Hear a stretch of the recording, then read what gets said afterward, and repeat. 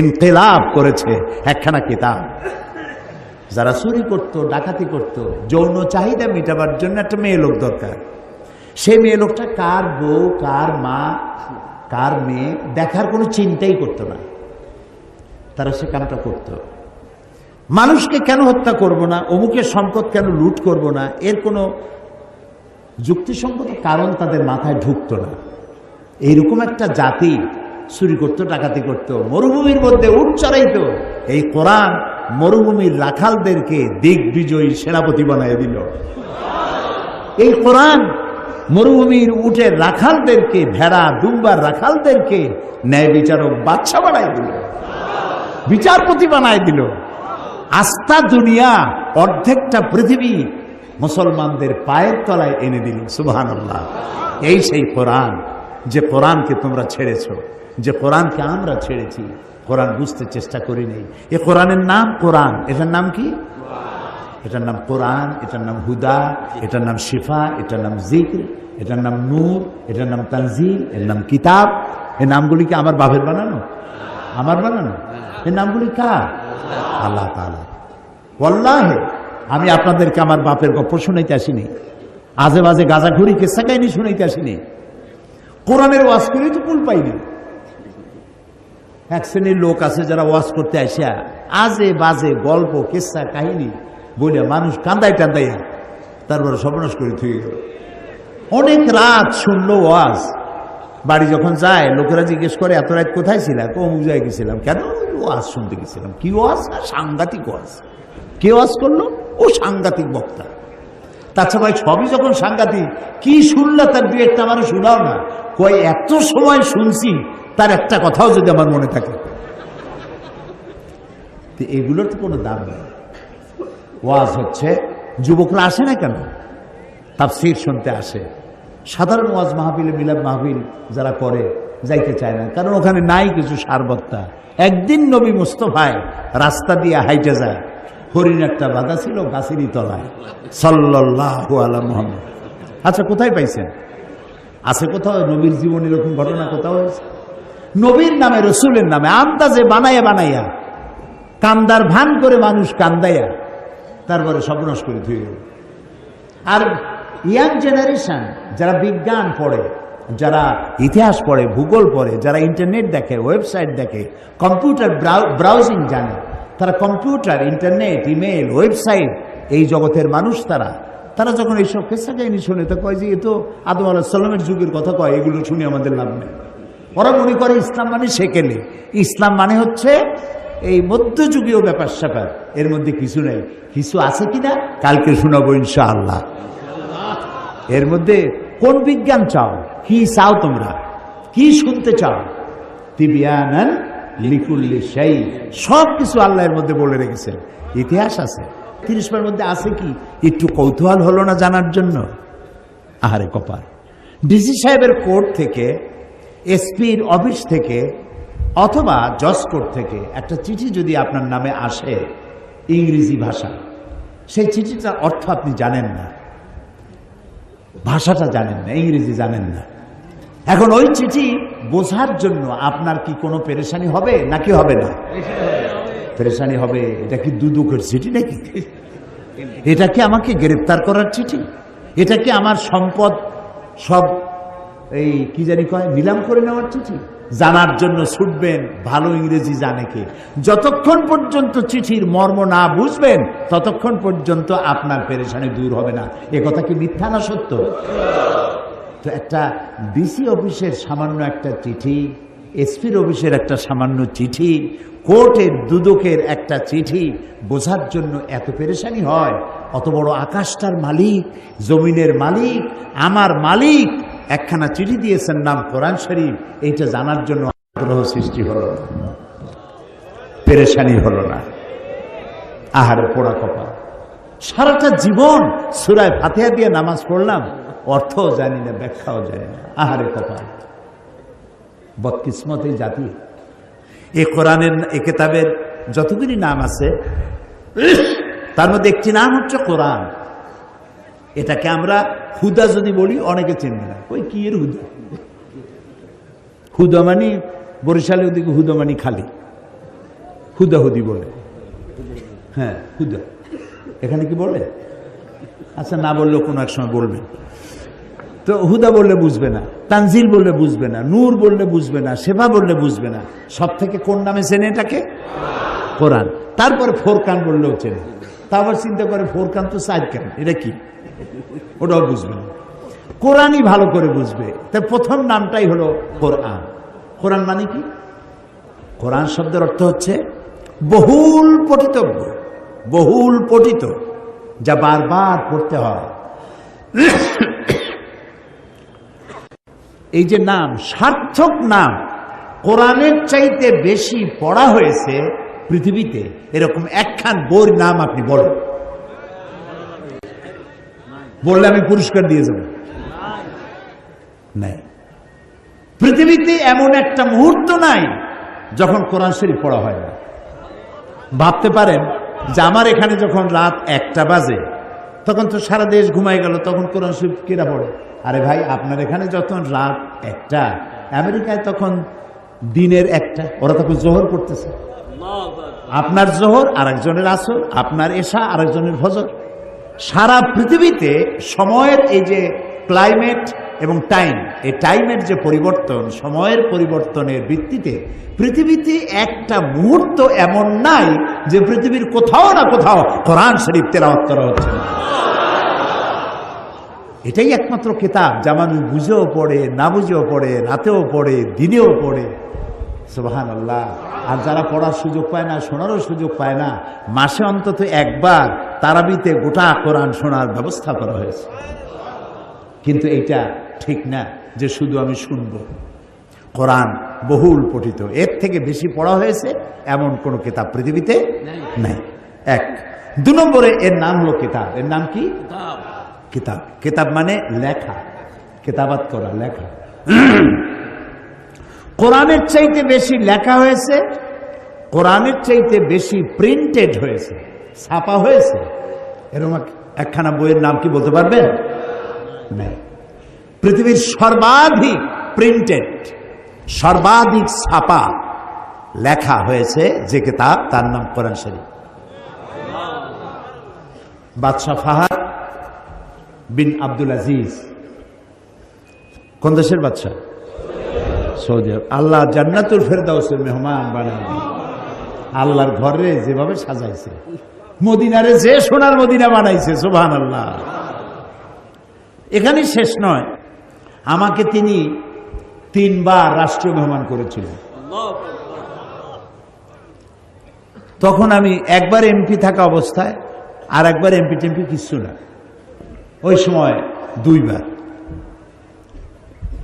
MP থাকা অবস্থায় যেবার উনি দাওয়াত দিলেন রাষ্ট্রীয় মেহমান করে, সেইবারে আমার সাথে সঙ্গে যারা ছিলেন পৃথিবীর বেশ কয়েকটা দেশের মেহমান, মদিনা শরীফে নিয়ে মুজাম্মা মালিক ফাহাদ প্রিন্টিং প্রেস দেখানো হলো। ফাহাদ প্রিন্টিং প্রেস হচ্ছে পৃথিবীর সব থেকে বড় প্রেস, এর থেকে বড় প্রেস দুনিয়ায় নেই। সেই প্রেস দেখাইতে নিয়ে গেল আমাদেরকে। দেখলাম এরকমের সাদা কাগজ, মেশিনের মধ্য থেকে সাদা কাগজ বেরোচ্ছে, আর এক মেশিনে ঢুকতেছে প্রিন্ট হচ্ছে, আর এক মেশিনে ঢুকতেছে কাট হচ্ছে, কাটিং হচ্ছে, আর এক জায়গায় বাইন্ডিং হচ্ছে, আর একদিকে বক্সের মধ্যে যাচ্ছে, বাইন্ডিং হলো, বক্সে ঢুকলো, ট্রাকে উঠলো, প্লেনে উঠলো, সারা দুনিয়া চলে গেল। প্রতি ঘন্টায় এই কোরআন শরীফ ছাপা হয় 900 জেল, প্রতি ঘন্টায়। আর 30টা ভাষায় ট্রান্সলেটেড হয় বিনা মূল্যে, ফ্রি অফ কস্ট, বিনা মূল্যে 30টা ভাষায় তর্জমা তাফসীর হয়ে সারা পৃথিবীতে প্লেন ভর্তি করে দুনিয়া ছড়ায় দিচ্ছে বাদশাহ ফাহাদের প্রেস থেকে।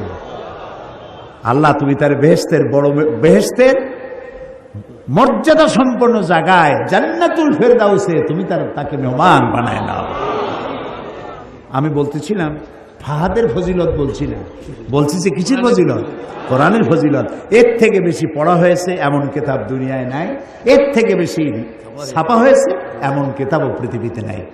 আরো একটা চ্যালেঞ্জ শুনুন, পৃথিবীতে এমন কোনো উল্লেখযোগ্য ভাষা নাই যে ভাষায় কোরআন শরীফ ছাপা হয় নাই, অর্থাৎ কোরআনের তর্জমা হয় নাই।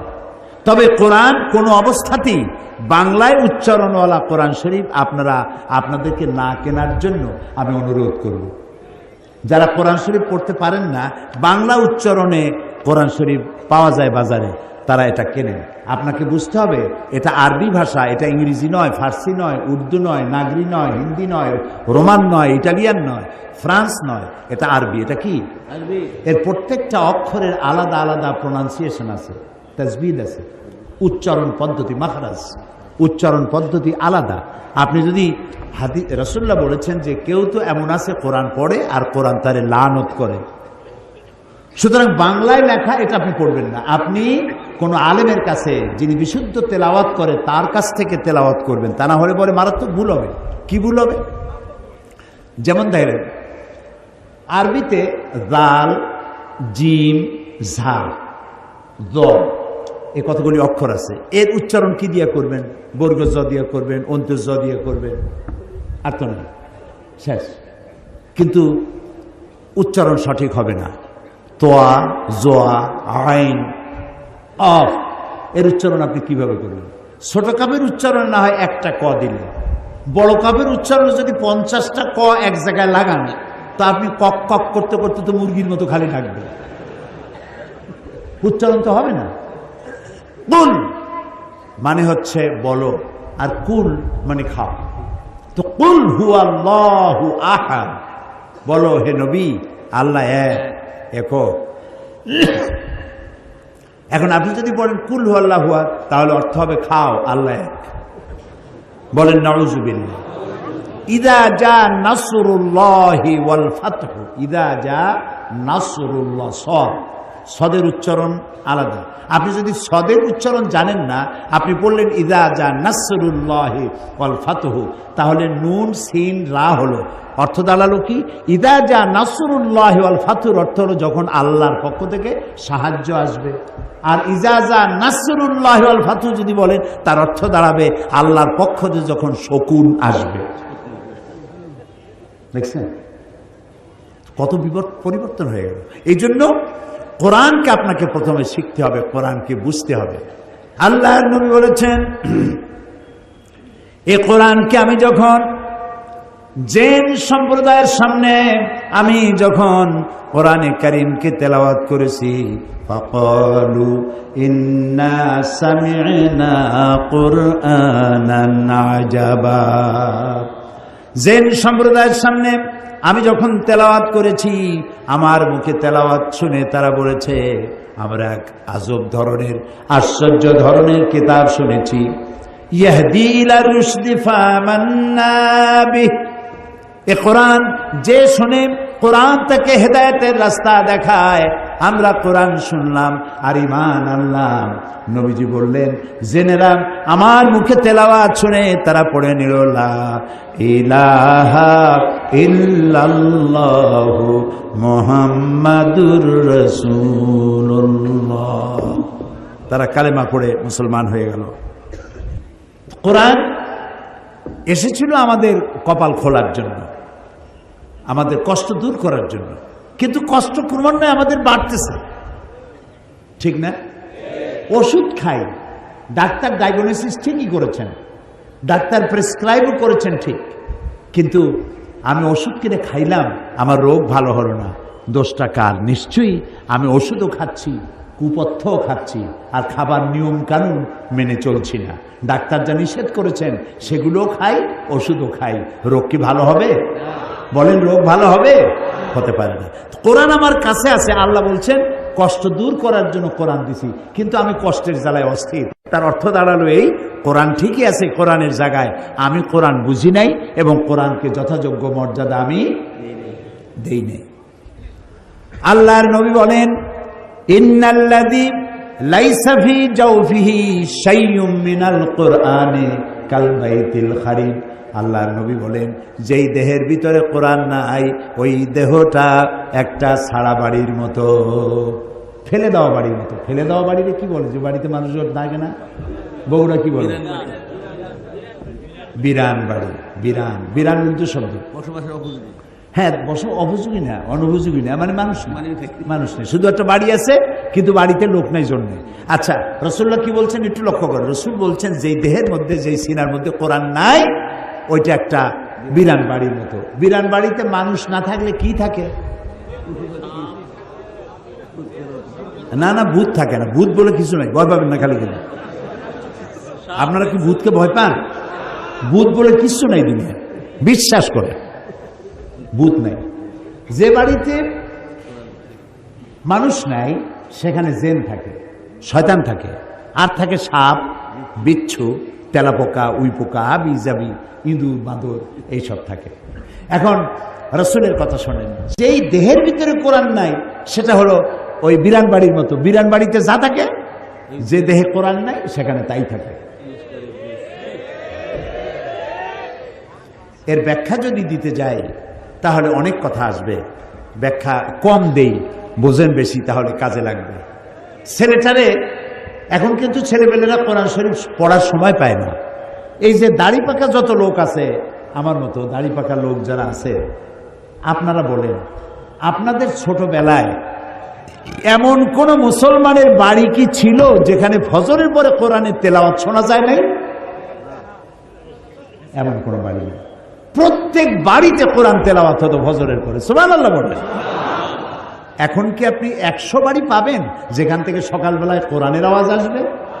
নাই। কোরআনের আওয়াজ পাবেন কি করে? রাত 12টা, 1টা, 2টা পর্যন্ত ডিশের ঠেলায় অস্থির, কত রকমের ছবি, নানান ধরনের।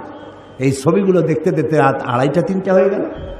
এরপরে ফজরের নামাজ নাই, ফজরে ঘুম, উঠলু গিয়ে বেলা 9টার সময়। আর ওই যে বাচ্চা ছেলেটা কি বুদ্ধি করেছে, কারাই বুদ্ধি দিছে আল্লাহই জানে। কিন্ডারগার্টেন স্কুল যত আছে, নার্সারি গ্রুপের ছেলে, প্লে গ্রুপের ছেলে, সব বাচ্চাগুলার ক্লাস হলো 7টার সময়।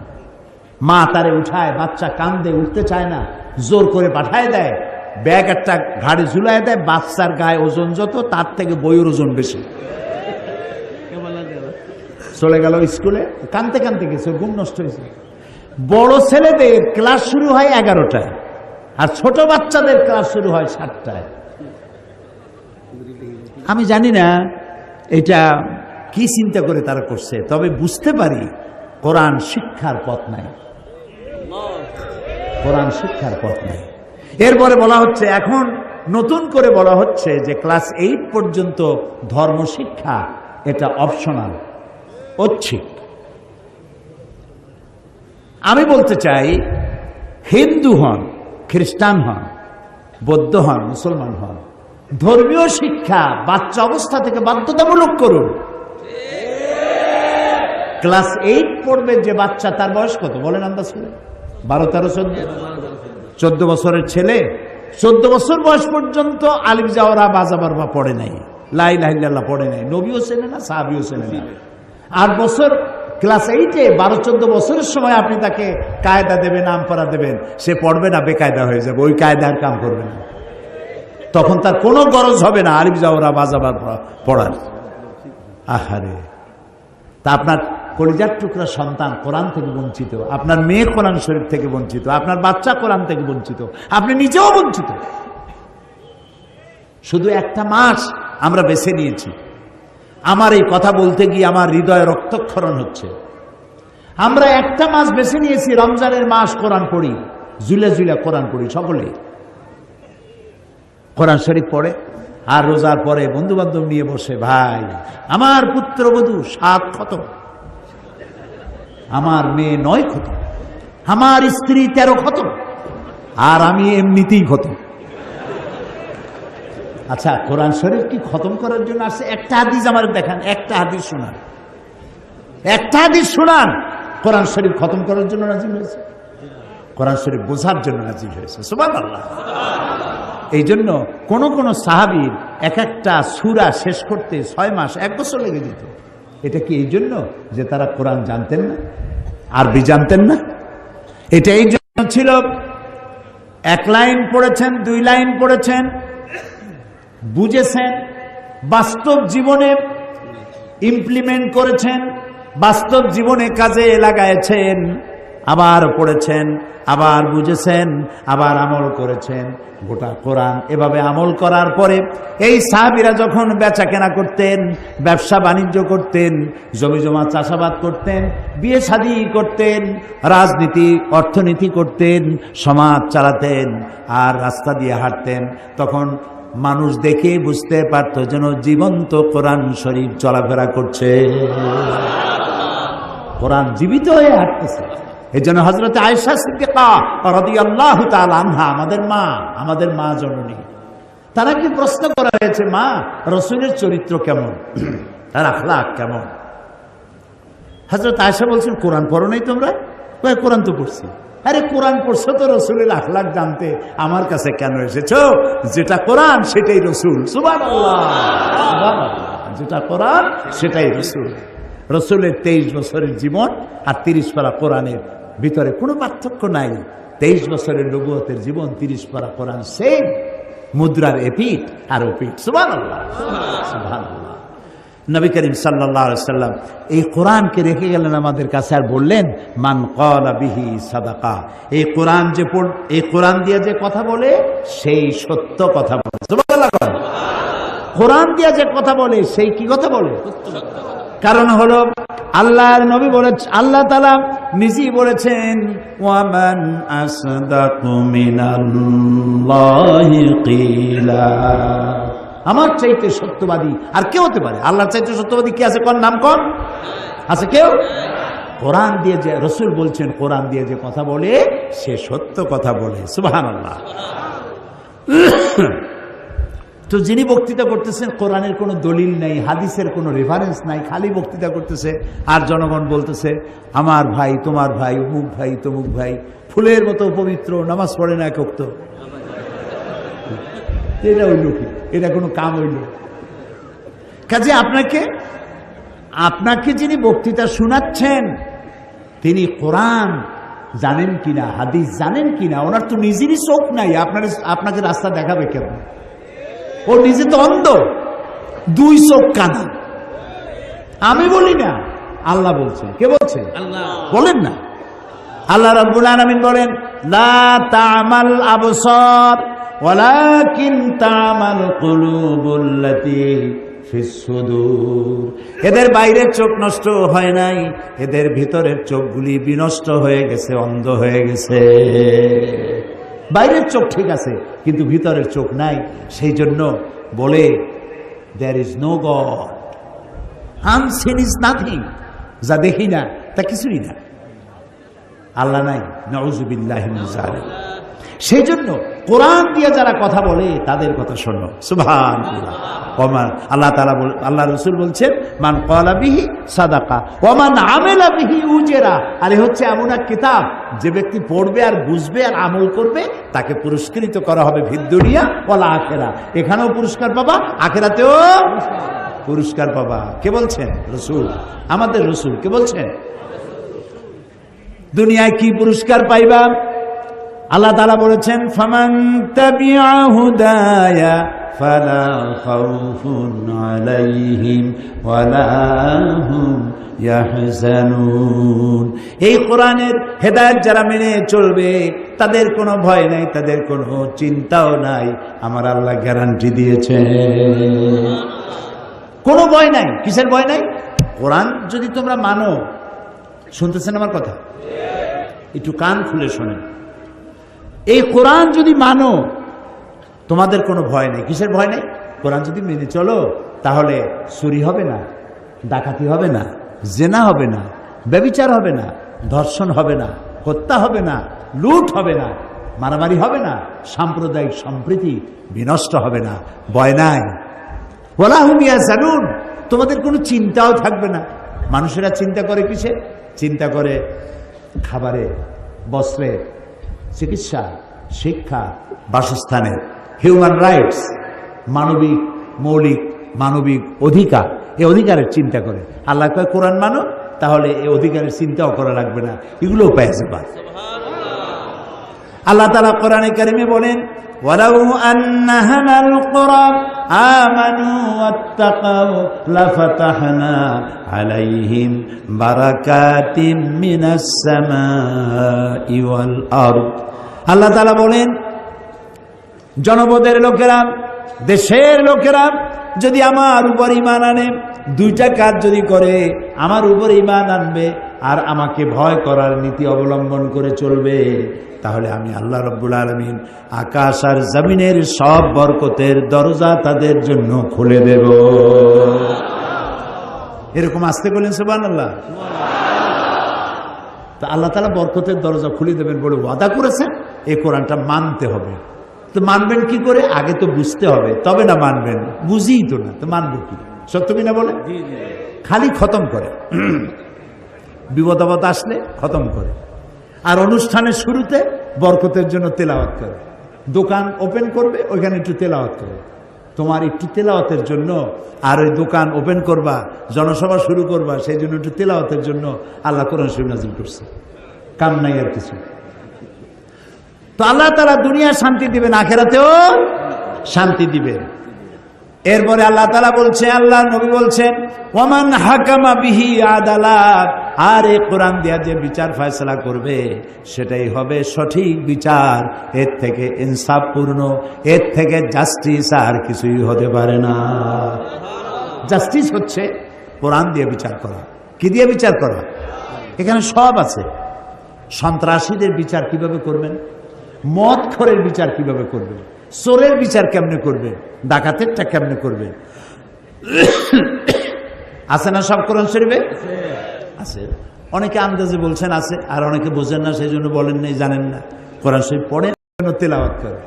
দোকান ওপেন করবে, ওইখানে একটু তেলাওয়াত করে।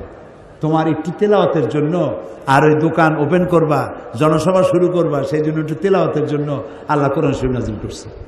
কাম নাই আর কিছু। তো আল্লাহ তাআলা দুনিয়া শান্তি দিবেন, আখিরাতেও শান্তি দিবেন।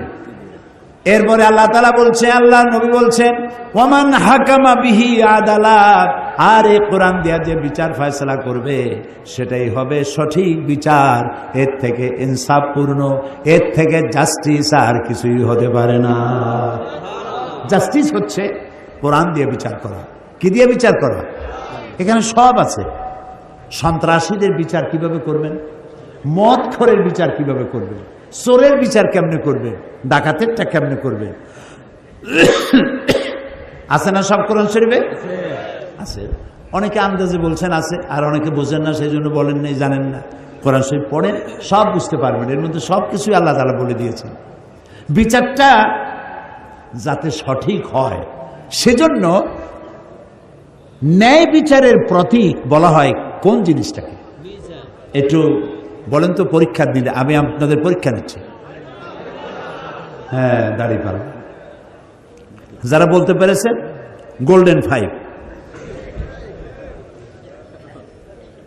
আপনারা বলতে পেরেছেন যে ন্যায় বিচার, বিচারটা ন্যায় হলো কিনা তার মানদণ্ড হচ্ছে মিজান, দাড়িপাল্লা, যা দিয়ে মাপা হয়। ইনসাফ কি মুকদ্দাস তারাজু, এটা হলো ইনসাফের জন্য পবিত্র মিজান। এই মিজান দুনিয়াও লাগবে, আখিরাতেও লাগবে। কিয়ামতের দিন আল্লাহ তাআলা মিজান রেখেছেন। এখন আমি এটা প্রায় বলে থাকি যে বিচারটা কিভাবে হবে। একজন আর একজনের একটা চোখ তুলে ফেলেছে, এগুলো তো করে আজকাল, প্রায় শুরু হয়ে গেছে।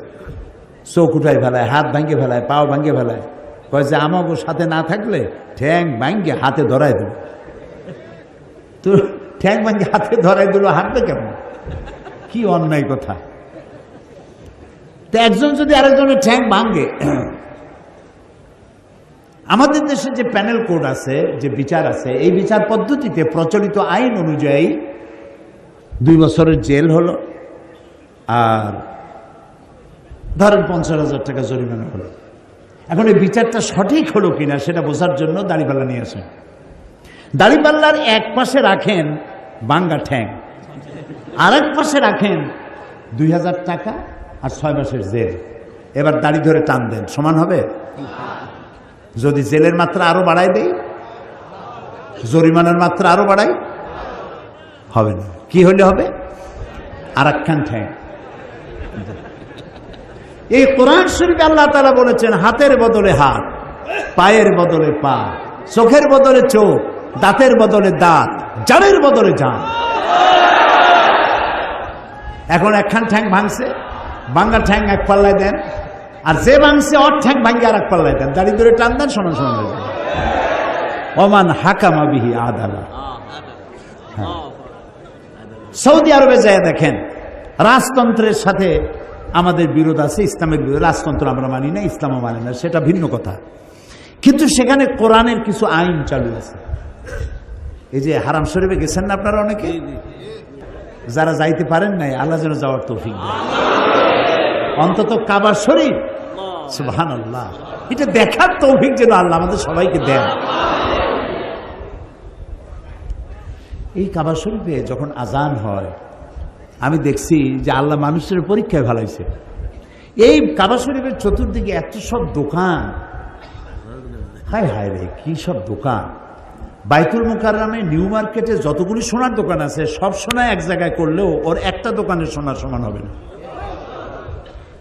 ইলেকট্রনিক্স গুডস, নানান ধরনের কাপড়, নানান ধরনের আপনার বিভিন্ন রকমের শৌখিন দ্রব্যাদি, অভাব নাই। চতুর্দিকে দোকান খোলা। আজান হয়ে গেল, সব দোকান বন্ধ হয়ে গেছে। মুহূর্তের ভিতরে আজান হয়ে গেল। আপনি যদি 5 লক্ষ রিয়ালের খরিদ্দার হন, আপনার কাছে বিক্রি করা হবে না, আজান হয়ে গেছে, দোকান বন্ধ। তাদের এই ঈমান আছে, এই 5 লক্ষ নিলাম না, আমি আল্লাহর নামাজের জন্য হারাম শরীফে যাচ্ছি, 10 লক্ষ রিয়ালের খরিদ্দার আল্লাহ নামাজের পরে আবার দিয়ে দেবে। আল্লাহ দেন। দোকানগুলো বন্ধ হয়ে গেল। তারপরে নামাজের পর সব দোকানে আসলো। তা আমি যেটা দেখলাম যে এখানে আল্লাহ তাআলার কি মেহেরবানি, মানুষে আল্লাহ পরীক্ষা ফেলাইছে। একদিকে কাবা শরীফ কালো, কালো একটা ঘর। এই ঘরটার কোনো শৈল্পিক সৌন্দর্য নাই, কালো পাথর দিয়ে গড়া আর কালো গেলাপ দিয়ে ঢাকা। কিন্তু আমি জীবনে আল্লাহ আমাকে বহুবার নিয়েছেন, বহুবার নিয়েছেন। কাবা শরীফের দিকে যখন চোখ পড়ে, আমার কাছে মনে হয় যেন সারা পৃথিবীর সব সৌন্দর্য কাবার গায়ে লাগানো, এবং মোস্ট পাওয়ারফুল ম্যাগনেটিক জিনিস দিয়ে এটাকে তৈরি করা হয়েছে। দেখলেই মনে হয় আমাকে ডাকতেছে, আমার কাছে আয়, আমার কাছে আয়। সুবহানাল্লাহ। একদিকে একটা কালো ঘর, আর একদিকে সোনার দোকান, কম্বলের দোকান, জায়নামাজের দোকান, তসবির দোকান, আতরের দোকান। মানুষের আল্লাহ ইমানের পরীক্ষা ফেলাই দিচ্ছে। এই কালো ঘরটা দিয়ে তাকায় থাকো, না নামাজ পড়ে সালাম দিয়ে সব দোকানে চলে যাও। এটাও দেখতে চান আল্লাহ তাআলা। বহু লোক আছে যারা নামাজ পড়ে, এখানে অনবরত 120টা রহমত নাজিল হয়। কয়টা? 120টা রহমত অহরহ নাজিল হচ্ছে, কিয়ামত পর্যন্ত হতে থাকবে। যারা তাওয়াফ করতে থাকবে তারা পাবে 60টা, যারা নামাজ পড়বে তারা পাবে 40টা, আর যারা তাকায় থাকবে, শুধু ঘরের দিকে তাকায় থাকবে, তারা পাবে 20টা। সুবহানাল্লাহ, সুবহানাল্লাহ। এত মানুষ, লক্ষ লক্ষ মানুষ, নারী আর পুরুষ, কি সুন্দরী সুন্দর মানুষ, এত সুন্দর মানুষ আপনি কয় জায়গায় দেখবেন।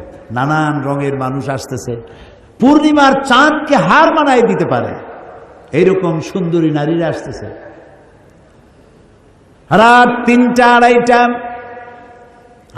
3টার সময় সুন্দরী, পরমা সুন্দরী যুবতী নারী কোন পুরুষ সঙ্গী ছাড়া একাকিনী চলে গেল, কাবা শরীফ তাওয়াফ করলো, লাখো পুরুষের মধ্য দিয়ে নামাজ পড়লো, তেলাওয়াত করলো, মোনাজাত করে ফিরে গেল। কোন পুরুষের বাবা আর হিম্মত নাই, একবার চেহারা দেখেছে, ভালো লেগেছে বলে দ্বিতীয়বার চেহারা উপভোগ করার জন্য নারীর দিকে আর তাকায় না। সুবহানাল্লাহ, সুবহানাল্লাহ। পৃথিবীর কত জায়গা ঘুরলাম, দেখা যায় বড় বড় অনুষ্ঠান থেকে নারীরা নির্যাতিতা হন, হারায় যান, সম্ভ্রম হারান। হাজার হাজার বছরের ইতিহাস। মক্কা শরীফ থেকে, মদিনা শরীফ থেকে, মুজদালিফা থেকে একটা নারী ঘটিত দুর্ঘটনা ঘটেছে বলে কোনো খবর কানে আসছে? আমাদের পিতা আবুল আম্বিয়া, সমস্ত নবীদের পিতা ইব্রাহিম আলাইহিস সালাম, এই ঘর বানিয়ে বলেছিলেন রব্বি জাল হাজাল বালাদা আমিনান, আল্লাহ তাআলা আয় আমার রব, তুমি এই ঘরটাকে, এই শহরটাকে নিরাপত্তার শহর বানিয়ে দাও, নিরাপত্তার শহর বানাও। দোয়া কি কবুল হয়েছিল? হ্যাঁ, কবুল হয়ে সাথে সাথে আল্লাহ তাআলা বলেছেন ওমান দাখালাহু কানা আমিনান, যেই ঢুকবে তারই নিরাপত্তা দেবে। এই নিরাপত্তার শহর পৃথিবীতে আর কোথাও নেই। জাতিসংঘের 50 বছর পূর্তি উপলক্ষে ইয়াসির আরাফাত গিয়েছিল জাতিসংঘে, কমনওয়েলথ। তখন আমার মাহফিল ছিল নিউ ইয়র্কে, ম্যানহাটনে। ইয়াসির আরাফাতের নিরাপত্তা দেওয়ার জন্য ওদের হাতে যত যা ছিল সব ব্যবস্থা করেছে। তারপরেও এই নিউ ইয়র্ক শহরে মানুষের নিরাপত্তা নাই, চুরি ডাকাতি খুন অহরহ হচ্ছেই। আমেরিকার 52টা স্টেটের মধ্যে শুধুমাত্র নিউ ইয়র্ক সিটিতে 24 ঘন্টায় যে অপরাধ হয়, সৌদি আরবে সারা বছরও তা হয় না। এই কোরআনের আইনের কয়েকটা আইন মানে, সব এখনো মানে না মানে ইমপ্লিমেন্ট এখনো হয়নি।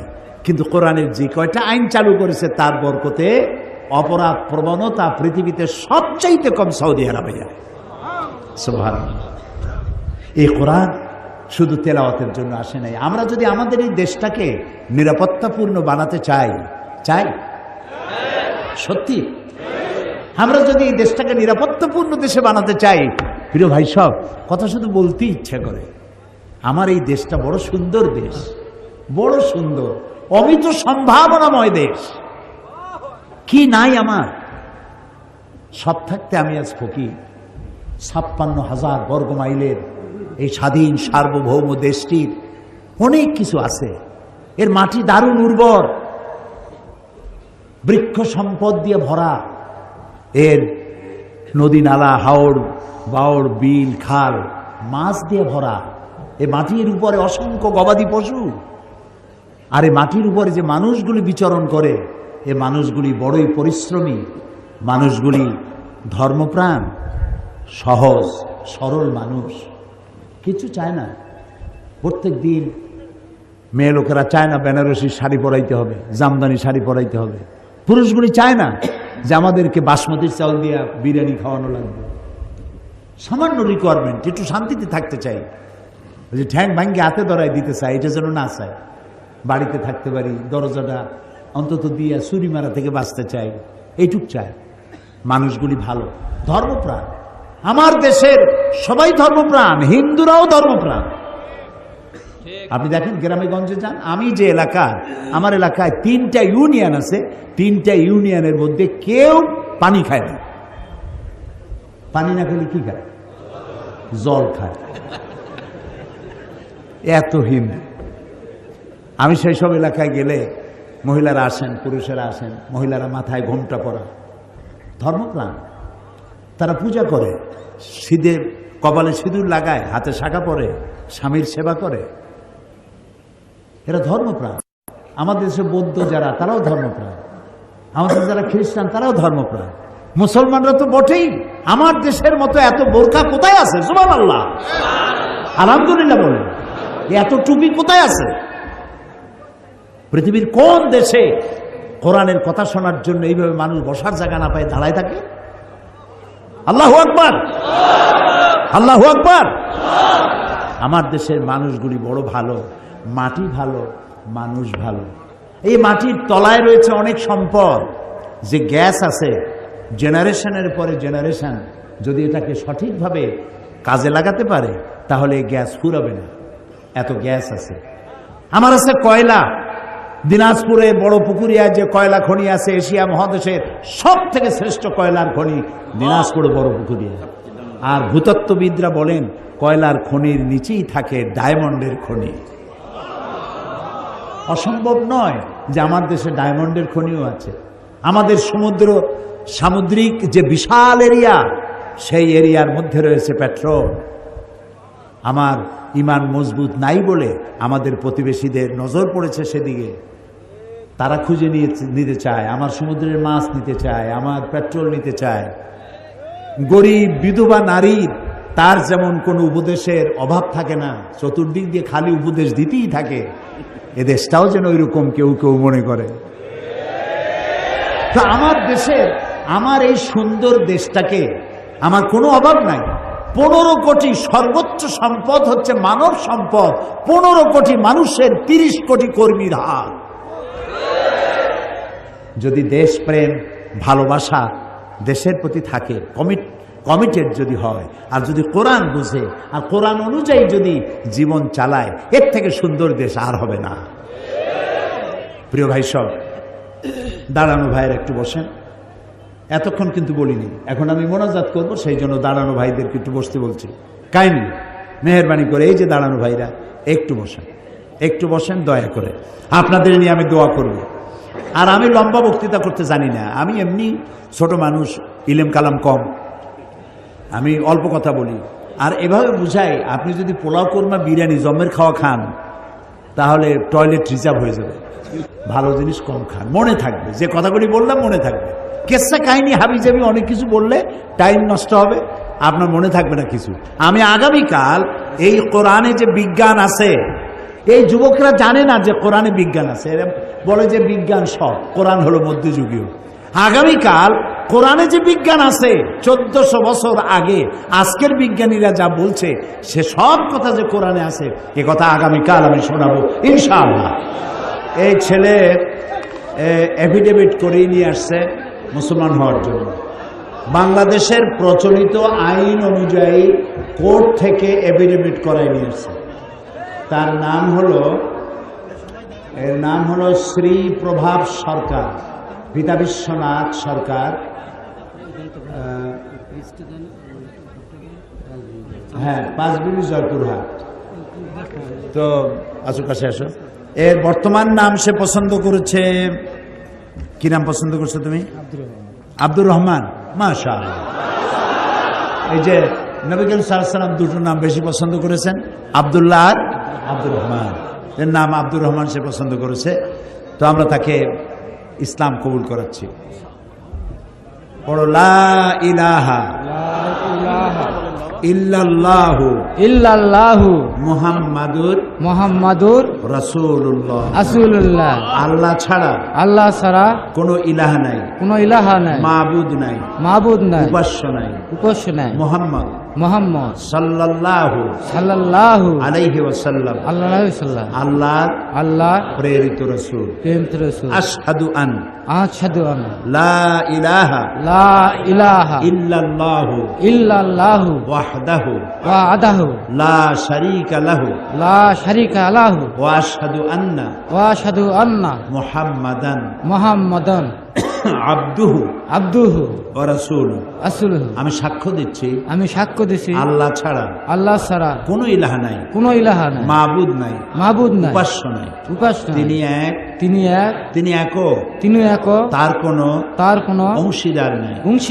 আমি আরো সাক্ষ্য দিচ্ছি মুহাম্মদ সাল্লাল্লাহু আলাইহি ওয়াসাল্লাম আল্লাহর প্রেরিত রাসূল এবং তারই বান্দা। সালাম দাও, আসসালামু আলাইকুম বলো। আসসালামু আলাইকুম। আপনারা ওয়ালাইকুম সালাম জোরে বলেন। এখন একটু আগে সে ছিল মুশরিক, এখন হয়ে গেল আমাদের ভাই। আমি আপনাদের পক্ষ থেকে, বিশাল জনসমুদ্রের পক্ষ থেকে ইসলাম কবুল করার জন্য তাকে আমি বুকে আলিঙ্গন করে নিচ্ছি।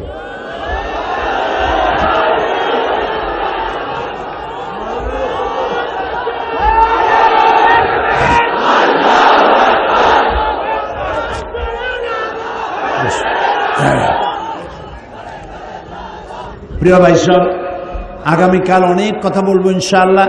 বিশেষ করে যুবকেরা আসবে, তোমরা শিক্ষিত লোকদেরকে, তোমাদের টিচারদেরকে দাওয়াত দিয়ে নিয়ে আসবে।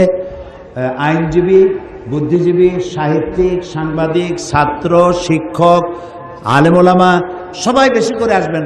আগামীকাল আমি বিজ্ঞান আলোচনা করব। কোরআনে যে বিজ্ঞান আছে, যে কথা আজকের বিজ্ঞানীরা বলছেন, বহু মেধা পরিশ্রম খরচ করে পয়সা খরচ করে যা কিছু আবিষ্কার করছে তা যে 1400 বছর আগে কোরআনে আল্লাহ বলে রেখেছে, আপনাদের চোখ ছানা বড় হয়ে যাবে ইনশাআল্লাহ। সেই কথাগুলি আমি আগামীকাল বলবো, বলেন ইনশাআল্লাহ। আচ্ছা, কাহালু থেকে গাড়িতে আসতে গিয়ে, মাহফিল আসতে গিয়ে একটা গাড়ি দুর্ঘটনা কবলিত হয়েছে, প্রায় 12 জন লোক আহত, তারা হসপিটালে আছেন, তাদের জন্য আমরা দোয়া করব। আল্লাহুম্মা ربنا ظلمنا أنفسنا وإن لم تغفر لنا وترحمنا لنكونن من الخاسرين। আয় আল্লাহ তাআলা, হাজার হাজার মুসলমান নরনারী দীর্ঘক্ষণ ধরে তোমার কোরআনের কথা শুনেছি। আল্লাহ দয়া করে মেহেরবানি করে আমাদের জিন্দেগির গুনাহ খাতা মাফ করে দাও রব্বুল আলামিন। আমাদের মধ্য থেকে যাদের মা বাপ দুনিয়া থেকে বিদায় হয়ে গেছে, কবরগুলিকে জান্নাতের টুকরা বানাইয়া দাও। রব্বির হামহুমা কামা রব্বায়ানি সগীরা। সবাই পড়েন, রব্বির হামহুমা কামা রব্বায়ানি সগীরা। আয় আল্লাহ তাআলা, এত বড় বিরাট মাহফিল, কোরআনের মাহফিল, আল্লাহ কোরআন বোঝার তৌফিক আমাদেরকে দান করে দাও। কোরআন অনুযায়ী আমাদের জীবন পরিচালনার তৌফিক দান করে দাও।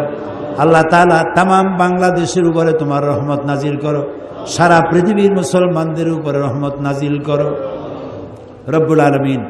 আগামীকাল মহিলাদের প্রোগ্রাম, এই মহিলা মা বোনেরা সবাই যেন আসতে পারে তৌফিক দান করে দাও। আল্লাহ তাআলা, হযরত মাওলানা ফকির আব্দুর রহমান সাহেবের কথা বারবার মনে পড়ে, আল্লাহ তুমি দয়া করে তাকে জান্নাত নসিব করো।